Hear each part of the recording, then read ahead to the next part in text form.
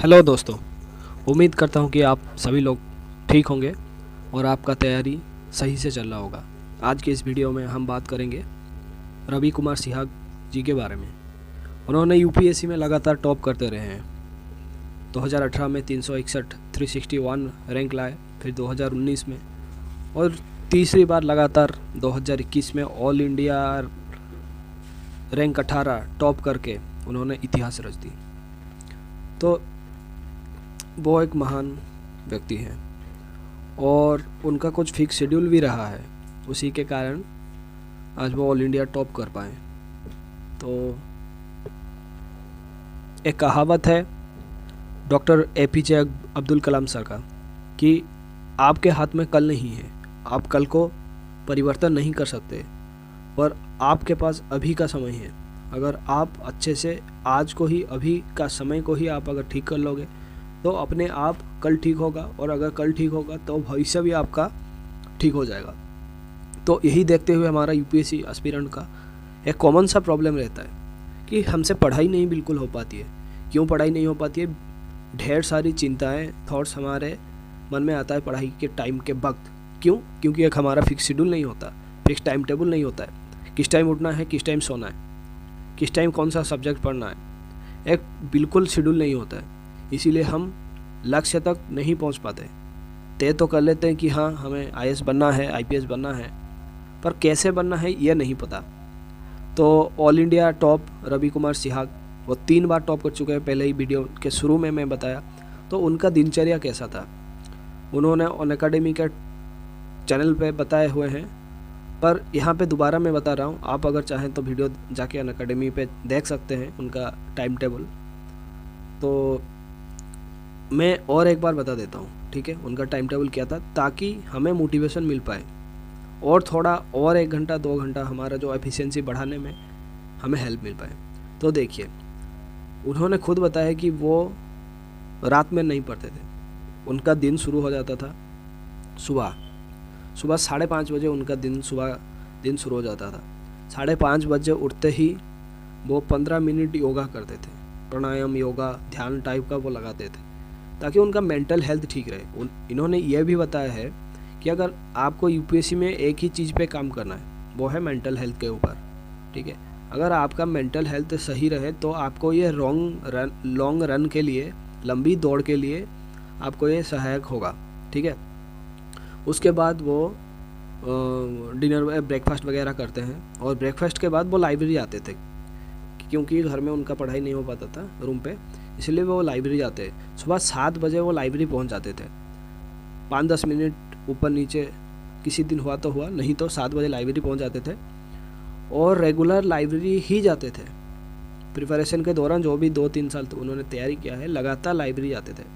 और उनका एक स्टडी टेक्निक था, अच्छा सा, बहुत अच्छा सा स्टडी टेक्निक था। उसे हम जनरली कहते हैं साइंटिफिक मेथड पे पोमोडोरो टेक्निक, ठीक है। पोमोडोरो का मतलब 50-10 का रेशियो था, और 55 मिनट का। मतलब इसका मतलब यह है कि 50 मिनट का पढ़ाई और 10 मिनट का ब्रेक 1 घंटे में, और थोड़ा अभ्यास के बाद 50 मिनट का पढ़ाई और 5 मिनट का ब्रेक। इससे ये फ़ायदा उन्हें मिलता है कि उनका एक जो मोनोटोनस ब्रेक रहता है वो टूट जाता है और पढ़ाई में ध्यान लगता है।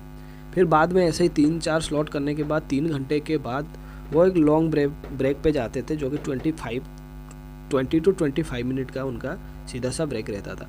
फिर वो ये टाइम चलते दिन का 12:30 बज जाता था, लंच टाइम आ जाता था।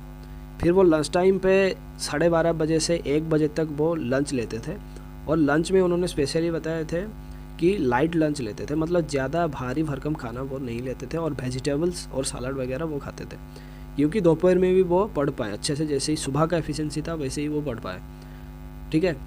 फिर 45 मिनट का वो स्लीप या ब्रेक लेते थे। फिर अगेन टिल वैसे ही सेम रूटीन 50-10 का जो रेशियो से समय निकाल के वो पढ़ते रहते थे रात 8 बजे तक, ठीक है। और फिर रात 8 बजे से ही वो डिनर लेते थे, ठीक है। डिनर लेते थे 8 से 8:30 बजे तक डिनर लेते थे। फिर 8:30 बजे वो बताएं कि डिनर के बाद वो नहीं पढ़ते थे।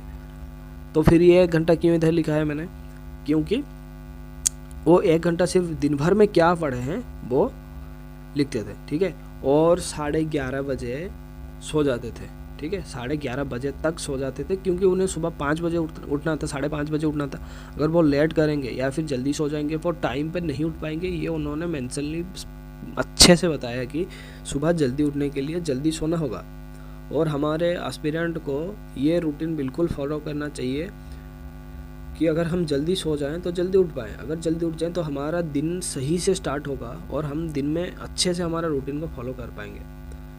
और लास्ट पॉइंट पे उन्होंने बताया कि रेगुलर हमें कंसिस्टेंट होना पड़ेगा पढ़ाई में। तो कंसिस्टेंसी के लिए वो 2 ही मेथड फॉलो करते थे, 2-3 मेथड फॉलो करते थे। उनमें से पहला मेथड था कि वो रेगुलर एक्सरसाइज करते थे। मिनिमम तो 15 मिनट करते थे, मैक्सिमम 30 मिनट, ठीक है, 15 से 30 मिनट तक, 15-20 मिनट से 30 मिनट तक वो रोज़ ही एक्सरसाइज करते थे, क्योंकि उन्हें दिन भर बैठना पड़ता था। बैक पेन वगैरह को अवॉइड करने के लिए वो एक्सरसाइज करते थे।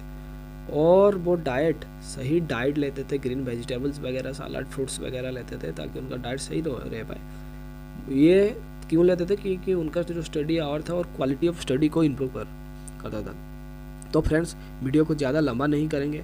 अगर हमें भी इनकी तरह यूपीएससी में टॉप करना है तो हमें टॉपर की रूटीन को फॉलो करना होगा। हमें सपना देखने से कोई नौकरी नहीं मिलेगा, आईएएस की नौकरी सपना देखने से नहीं मिलेगा।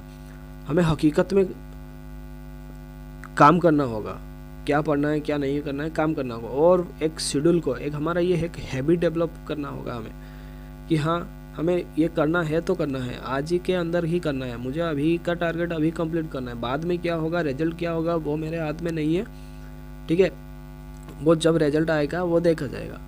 तो अभी मेरे हाथ में है कि काम करना, मेहनत करना अभी मेरे हाथ में है, जो कि टॉपर लोग करते हैं, ज़्यादा चिंता नहीं करते। हम क्या करते हैं कि हम ओवर थिंकिंग करते हैं, रिजल्ट क्या होगा, ये कर दूंगा वो कर दूंगा, फिर कुछ दिन बहुत तेज ही मोटिवेशन पे रहते हैं, और कुछ दिन तो पूरा 1 हफ्ते, 4-5 दिन, 15 दिन तक बिल्कुल कुछ ही नहीं पढ़ते, फिर से मोटिवेट हो जाता है, फिर 4-5 दिन पूरा हाई मोटिवेशन पे रह के बिल्कुल लगातार पढ़ाई होता है, फिर से वही वाला जो पढ़ाई आप लोगों को पता होगा वैसे ही होती। तो वैसा नहीं चलेगा। अगर आप 8 से 10 घंटे भी आप पढ़ रहे हैं तो बहुत है, ठीक है, अगर 8 से 10 घंटे भी आप पढ़ रहे हैं तो वो बहुत है, पर ये कंडीशन है कि आपको रोज़ का पढ़ाई करना होगा, ठीक है, तो क्या आपको रोज़ का पढ़ाई करना होगा। ये कंडीशन आपके ऊपर लागू होता है कि आपको रोज़ का पढ़ाई करना होगा। अगर रोज़ आप पढ़ाई करेंगे तो इन्हीं की तरह टॉप करेंगे। ये है टॉपर का सीक्रेट, ठीक है। अगर आपको मेरा बात सही लगा होगा तो इसी रूटीन को फॉलो कीजिए, और अगले आने वाला वीडियो में वो क्या रिसोर्स फॉलो करते थे मैं वो भी बताऊंगा, और कैसे वो पढ़ते थे, आंसर राइटिंग कैसे करते थे वगैरह वगैरह कैसे करते थे मैं बताऊंगा। क्योंकि all India rank 18 Hindi medium में लाना ये बिल्कुल छोटी बात नहीं है। निशान जैन 2000 रैंक 10 लाए थे यूपीएससी में, हिंदी मीडियम से थे, तो ये बहुत बड़ी अचीवमेंट है कि रैंक ऑल इंडिया रैंक 18-18 लाना, ये बहुत बड़ी रैंक है, ठीक है। So thank you.